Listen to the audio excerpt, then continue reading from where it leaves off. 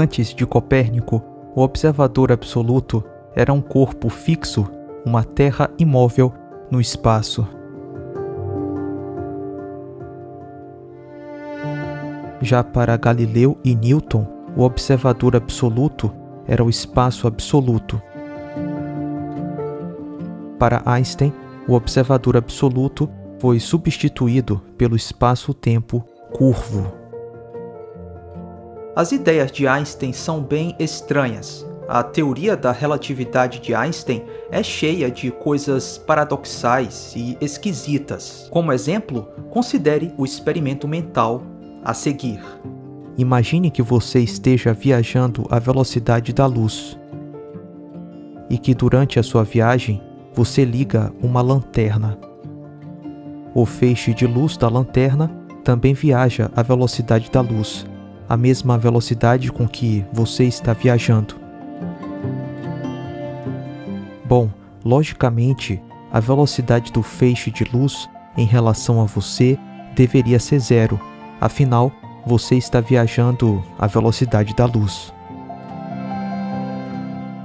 Porém, segundo a teoria da relatividade, o feixe de luz da lanterna vai se afastar de você a uma velocidade de aproximadamente 300.000 km por segundo.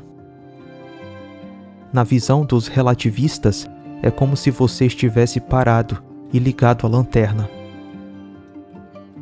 Antes da relatividade de Einstein, todos os físicos diriam que isso é uma loucura.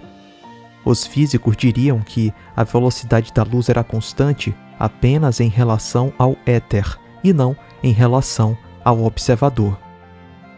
O próprio Einstein escreve: se eu perseguir um feixe de luz com a velocidade c, devo observar tal feixe de luz como um campo eletromagnético espacialmente oscilatório em repouso. No entanto, parece não haver tal coisa, seja com base em experiência ou de acordo com as equações de Maxwell. Einstein admitia que é fisicamente intuitivo imaginar que se uma pessoa viaja na velocidade da luz, um feixe de luz deveria estar em repouso em relação a essa pessoa. Porém, logo depois ele diz que, com base na experiência, não é isso que acontece. Mas, será que foi mesmo baseado na experiência? Ou será que foi baseado na interpretação da experiência?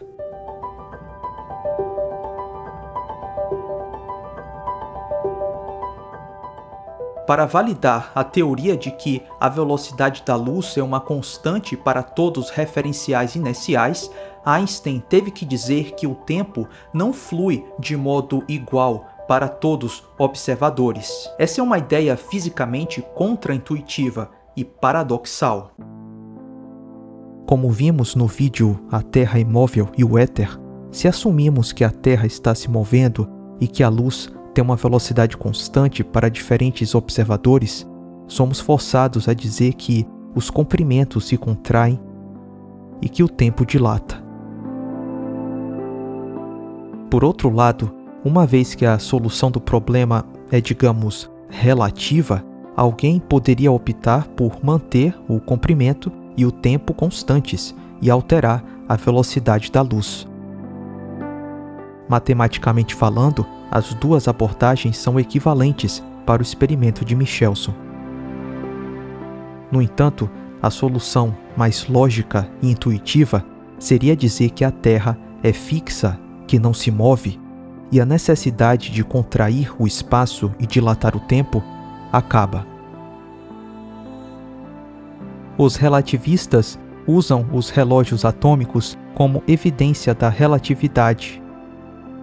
Eles só não sabem que o criador do relógio atômico de precisão não concordava com a relatividade de Einstein.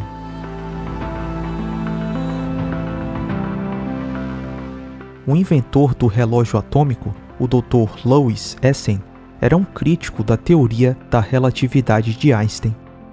No seu livro Relatividade, Piada ou Trapaça, ele escreve: uma das previsões da teoria era que o tempo em um relógio em movimento corre mais devagar do que o tempo em um relógio estacionário idêntico. levando em consideração o pressuposto básico da teoria de que a velocidade uniforme é puramente relativa, segue-se que cada relógio vai mais devagar do que o outro, quando visto da posição do outro. Não há como distinguir entre os dois. Esse resultado é conhecido como o paradoxo do relógio. Eu sei que pode parecer um pouco complicado, mas vou tentar explicar de modo mais didático. De acordo com a teoria da relatividade, se você tem dois relógios idênticos e sincronizados, A e B, e coloca um desses relógios em movimento em relação ao outro, o tempo passará mais devagar para o relógio em movimento em relação ao relógio parado. Isto é, os relógios vão ficar fora de sincronia. Além disso, a teoria também diz que você não pode distinguir qual relógio é o que está em movimento. Para um observador no relógio A, quem se movimenta é o relógio B. E para um observador no relógio B, quem se movimenta é o relógio A. Surge, portanto, uma pergunta crucial. Como é que se determina, de forma consistente com a teoria da relatividade, qual relógio funciona mais devagar? A menos que essa pergunta seja respondida, a teoria requer que o tempo em A passe mais devagar do que o tempo em B, e que o tempo em B passe mais devagar do que o tempo em A. Só que isso claramente é uma contradição absurda. Você não precisa ser um gênio para perceber que é impossível. O tempo não pode passar mais devagar a depender de qual observador você escolhe para descrever o evento. Essa crítica que acabei de descrever foi uma das principais críticas do físico Herbert Dingle à teoria da relatividade de Einstein. Dingle era um professor universitário, referência no ensino da teoria da relatividade de Einstein. Mas, depois de um tempo, ele percebeu que essa teoria é cheia de paradoxos e coisas bem estranhas. E, curiosamente, a crítica de Dingle à relatividade, quando vista por um olhar mais atento, reanima uma discussão até então esquecida, a Terra fixa. Assim como no paradoxo dos relógios, nenhum relativista honesto pode distinguir uma Terra fixa em um universo que gira ao redor dela ou uma Terra que gira em um universo com estrelas fixas. Da mesma forma, nenhum relativista pode distinguir entre uma Terra que gira ao redor do Sol ou o Sol que gira ao redor da Terra. E se a relatividade não consegue fazer essa distinção, ou ela está errada, ou ela não pode afirmar que a Terra gira ao redor do Sol e não o contrário. O divulgador científico Martin Gardner, que fazia colunas para a revista Scientific American, escreve: pode-se supor com a mesma legitimidade que a Terra está fixa e o universo inteiro está se movendo. As equações são as mesmas. Na verdade, do ponto de vista da relatividade, a escolha do referencial é arbitrária. Naturalmente, é mais simples assumir que o universo é fixo e a Terra está se movendo.